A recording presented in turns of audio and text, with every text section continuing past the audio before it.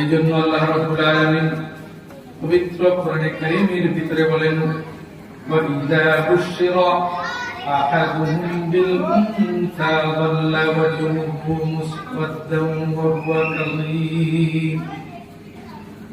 আল্লাহ বলেন, ওয়া ইযা বুশিরা আহাদুহুম বিল উনসা, যখন তোমাদেরকে কন্যা সন্তান হওয়ার সুসংবাদ প্রদান করা হয়, এই কথা আল্লাহ বলেছেন। কিন্তু পৃথিবীর ইতিহাসে দেখা যায় আরব জাহিলি সমাজের ভিতরে নারীদেরকে তাদের সাথে যে নির্মম আচরণ করা হয়েছিল, এটা পৃথিবীর ইতিহাসে সবচেয়ে বড় ভয়ঙ্কর চিত্র ছিল। সেটা কন্যা সন্তান যখন কোন পরিবারে জন্মগ্রহণ করত, জীবন্ত তাদেরকে মাটিতে দাফন করে দেওয়া হতো। নাউযুবিল্লাহি মিন যালিক। পিতা এরকম ভাবে মন খারাপ করে থাকতো, পরিবারের লোকজন এরকম ভাবে তারা খুশি হতো না, তারা নিজেদের ভাগ্যকে অকল্যাণ মনে করা হতো। আরব সমাজের অবস্থা ছিল এরকম। তখনও আল্লাহর হাবিব সাল্লাল্লাহু আলাইহি ওয়াসাল্লাম পৃথিবীতে আসে নাই, আরবের অবস্থা ছিল, চিত্র ছিল এরকম। রোমীয় সম্প্রদায়ের ভিতরে নারীদেরকে এরকম ভাবে মানুষ এবং জীবজন্তু তাদের মাঝে মাঝে অন্য আরেকটা জাতি মনে করা হতো। নাউযুবিল্লাহি মিন যালিক। এই নারী সমাজকে তাদেরকে এরকম ভাবে মানুষ মনে করা হতো না। তারাও যে মানুষ, তারাও যে আমাদের অঙ্গ প্রত্যঙ্গের একটা অংশ।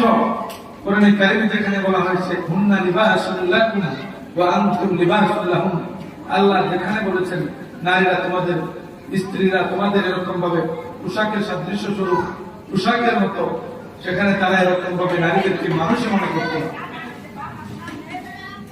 শুধু আরব জাহিলিয়াতের সমাজ নয়, রোমীয় সভ্যতা নয়, খ্রিস্টানরাও এরকম ভাবে তারা নারীদেরকে তাদের দুর্ভাগ্যের কারণ মনে করত। তারা হিন্দু সম্প্রদায়ের ভিতরে আছে, একজন নারীর যখন এরকম ভাবে স্বামী ইন্তেকাল করে, তখন ওই নারীকে এরকম ভাবে সতীদাহ প্রথার ভিতরে তাদেরকে এরকম ভাবে তাদের পদ্ধতিতে তাদেরকে এরকম ভাবে হত্যা করে দেওয়া হয়।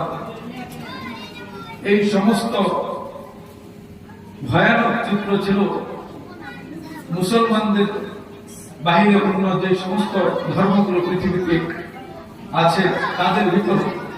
কিন্তু আল্লাহ রাব্বুল আলামিন আপনাকে আমাকে স্পষ্টভাবে জানিয়ে দিচ্ছেন, একটা নারী কত গুরুত্বপূর্ণ, একটা মহিলা কত সম্মান, তাদের কত অধিকার, তাদের কত মর্যাদা,